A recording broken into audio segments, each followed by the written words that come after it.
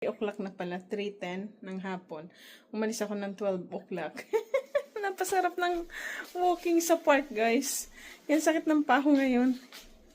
Akala ko, guys, kukulangin yung aking chicken feet. Eh, maliit lang ang ating lutuan, Salad Master 3/4. And ito yung binili ko. At meron pa ako dito yung galing sa freezer na dinipros ko kagabi. Ayan, nakadipros na siya. At katatapos ko lang siya in-nail cutter, guys. Itong binili ko, ilalagay ko na lang sa fridge, sa freezer. At ang aking my favorite, so isasama ko to, gizzard, chicken gizzard.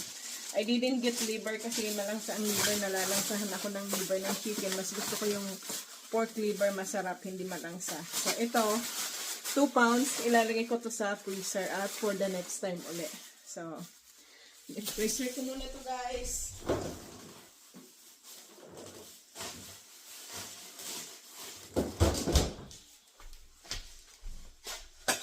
So, of course, we're gonna do tambak-tambak system. Lemongrass to lemongrass. Mamadali na ako, guys, kasi 3:25 na, guys. Wala pa akong kinakain kahit ano. I only drink Pinot Greek bean when I left going to do walking. So, onions, ginger, garlic. Tambak-tambak system lang yan, guys. Lagyan natin doon. At ito na yung ating chicken feet. At ipapaibabaw natin mamaya yung ating gizzard. Kapag kumulo na to. Kasi ililinisan ko pa yung chicken gizzard, guys. Tatanggalin ko pa yung mga taba-taba. So, lagyan natin ng toyo.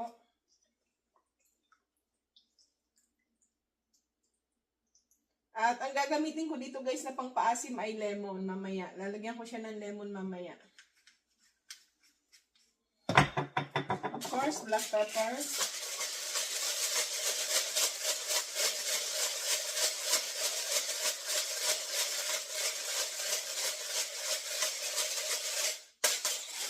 Itong tuyo ko, guys, ay mababa lang ang ano niyan, ang sodium content. I guess itong gagamitin natin. Isang ganito lang, guys. Let's see kung may pangbukas ako dito.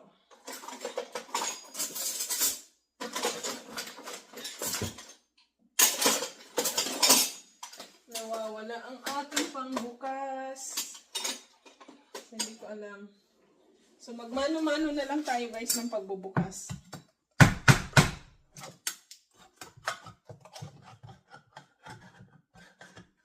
Expert ito, guys, sa pagbubukas ng lata. Oh, ayan, oh. Mabilisan kasi gutom na ako, eh. It's been all day, guys. I haven't eaten anything. So, it's 3:30 na. At syempre, close the lid. Turn on to medium heat. At ngayon naman, habang hindi pa yun umiinit, ito naman ang ating lilinisin. So, linisin natin yan. Ayoko kasi, guys, nang may mga taba-taba. Tinatanggal ko yan.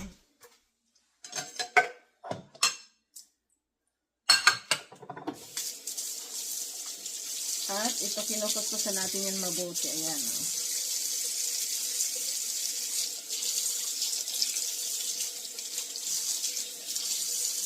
Tanggal ang taba-taba.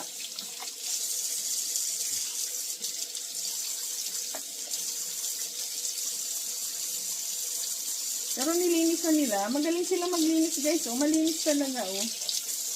Tanggalin na lang natin yung mga taba-taba. Ayan. Ayun ko kasi yan, eh. Cholesterol kasi yan, guys, yung mga taba-taba nito.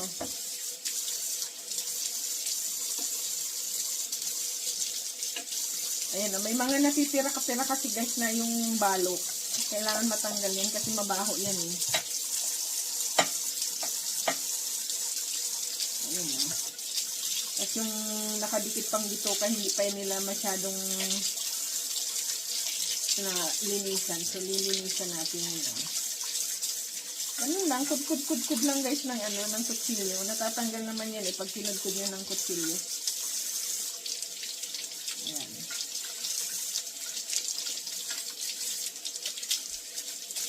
Mahapdi ang mata ko dahil sa sibuyas.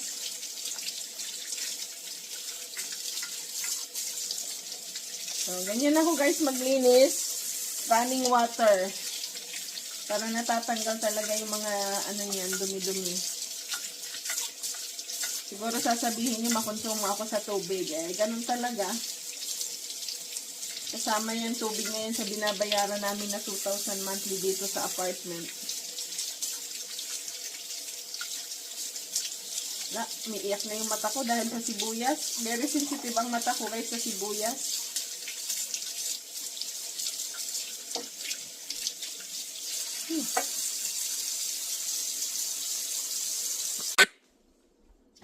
So I'm gonna show you guys this one here. See? It's like this one. So I remove all of those. Mama ko na, I learned that from our mother.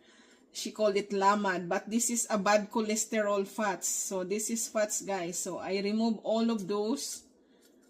See? I'm removing those. And this one, it didn't clean up by the store, so you have to cut it and see, it's dirty. So you have to remove all of those. Lamad din yun guys, lamad or bad cholesterol. So you have to remove all of those. So this is where it's the food hold by chicken when they eat it. So ayan, ganyan lang. So tinatanggal ko lang siya by kutsilyo. Ayan o. Natatanggal naman siya yung mga lamad-lamad niya sa kutsilyo. Sa province, sa amin sa Bicol, yung agupit, yung matalas na dahon, yung damo, na sobrang matalas yun. Yun ang ginagamit ng mama ko pantanggal niyan. Pinapahid niya noon. So, natatanggal talaga siya. Hindi na kailangan ng kutsilyo. Ito, kailangan natin kutsilyo kasi wala naman tayong ganun. Wala tayo sa bundok, nasa city tayo. So, ayan, malinis na. O, tanggal na yung taba-taba, tsaka yung lamad. O, wala na. Lamad pala, tsaka taba-taba. Iisa lang. So, ayan guys, ito, diba? O, ayan.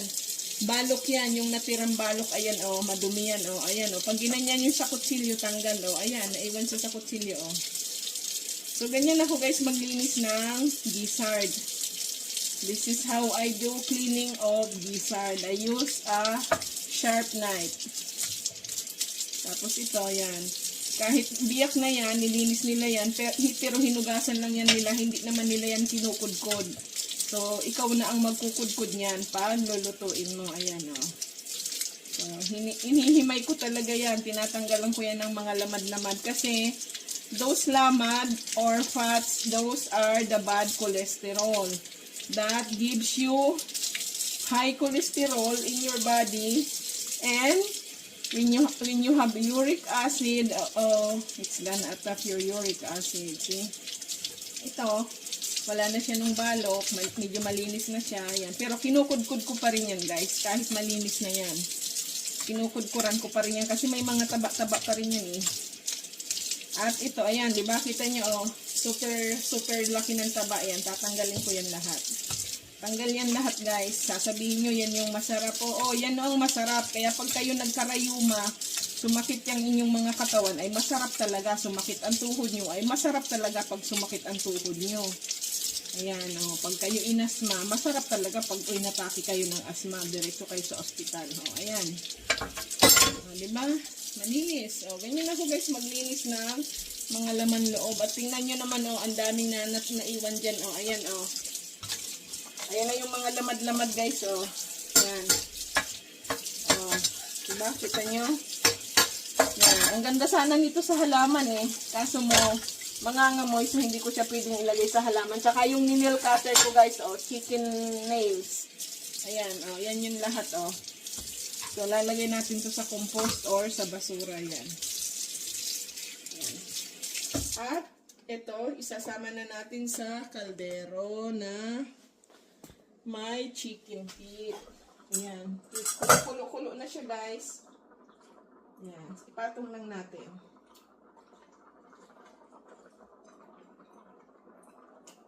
Ang bango, sarap ng amoy. Ayan. Punong-puno, oh. Ayan. So, So, ganyan ako maglinis guys ng even sa chicken feet. Kinecheck ko talaga yan isa-isa kung may mga natira pang balat na madumi. Kinukuskusan ko yan mabuti. At syempre, ito na ang ating lemon. Pigain muna natin kasi tatanggalan natin yan ng buto-buto. Kasi yung buto ng lemon ay mapait. So, the lemon seeds is taste bitter. So, you have to remove the seeds. Ayan, lumitaw na yung seeds niya.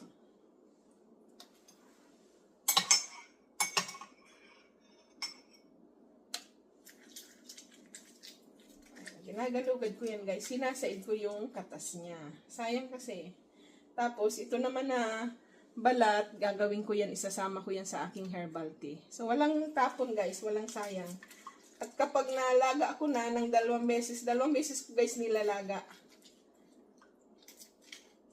Kasi ang mamahal ng ano dito eh. So, 2 beses ko yan ilalaga. At pag nalaga ko na, ang gagawin ko naman ay idadry ko naman siya sa oven at gagawin ko naman siyang organic fertilizer. Nakaipon ako ng maraming organic fertilizer. So, ayan. Tanggalan natin ang buto.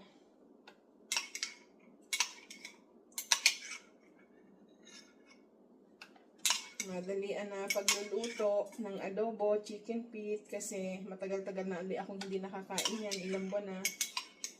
Ayan. Wala nang buto. So, lagyan na natin to dito pang paasim. So, hindi ako guys gumagamit ng mga vinegar, especially white vinegar guys, kasi hindi maganda sa bones natin. Maaaring numipis ang ating bones. Isa yan sa nagiging cause. So, kaya hindi nyo ako makikitang gumagamit ng vinegar sa pagluluto ng adobo, always lemon. So, ganyan ako guys. Always healthy. Healthy cooking, healthy food, healthy eating. So, to live healthy, you have to be healthy, eat healthy, and do healthy stuff. To be more healthy, we got turmeric, and we're gonna add some turmeric here.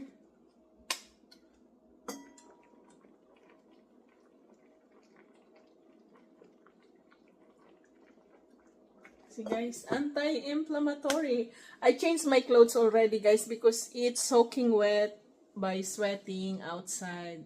See guys, when I went to sunshine, under the sunshine, see my face become more beautiful, pinkish. So the sunshine, it's really blend on my skin beautifully. See guys, oh diba? This is the natural beauty, no filter. Natural beauty, no filter, not fake, unlike others. They like using too much makeup to be beautiful, but they ruin their skin. I don't use makeup, that's why my skin still looks baby skin. Diba? So because I'm pretty hungry guys, I got my breakfast at almost 4 o'clock. So this is avocado, 1 avocado, 1 kiwi, and pumpkin seeds, and pine nuts, and pistachio nuts. So this is my breakfast guys. See, it's all healthy. Wow. I couldn't wait the chicken feet adobo guys. I'm so hungry. So I need to eat something because it's almost 4 o'clock. I'm doing 1 meal a day. Yummy. Healthy.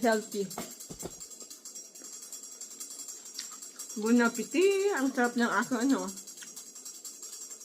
pang-exercise sa panga guys, yung mga nuts saka pumpkin seeds kasi matigas.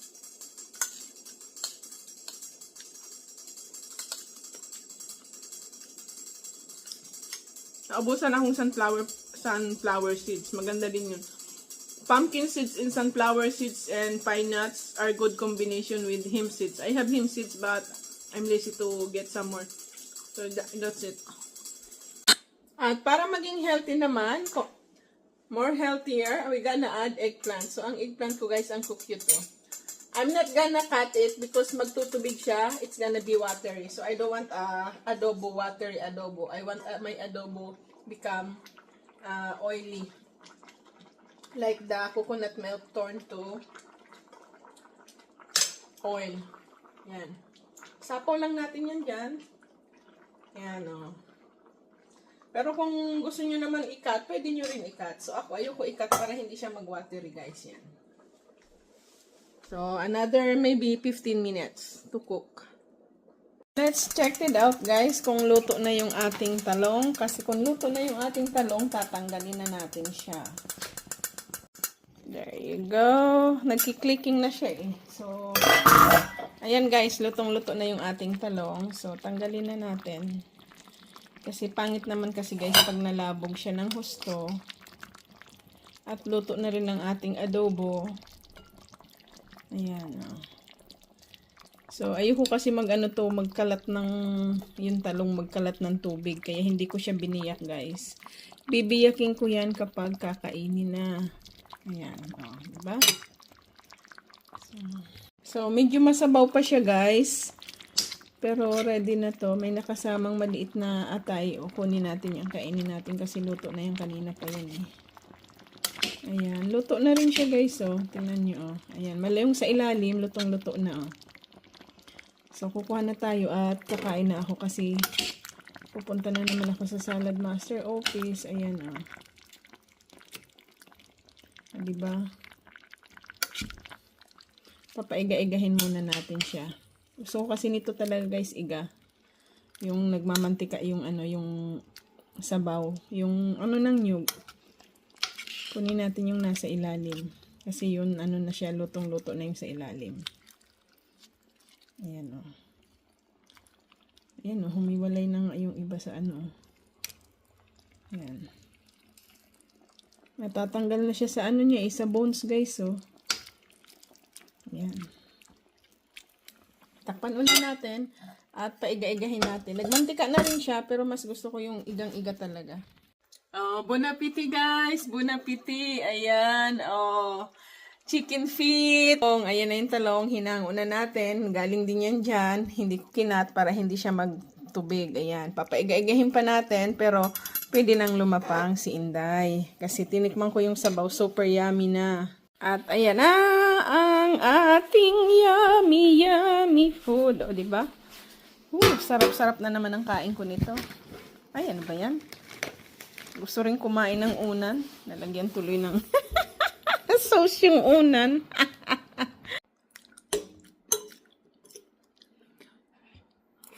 Grabe, ang sarap guys, oh.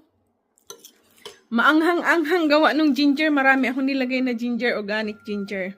Tsaka ang sarap ng talong. Yummy, yummy. Grabe guys, oh. Nakarami na naman ako ng kain ng chicken feet. So, sobrang sarap. Bihira kasi ako magluto nito talaga guys. Kaya pag nagluto ako, marami akong nakakain. Kasi walang kanin guys. So, puro ganito lang. Tsaka talong. Yan. Diba? Laging may gulay. Hindi ako nagpapawala ng gulay guys.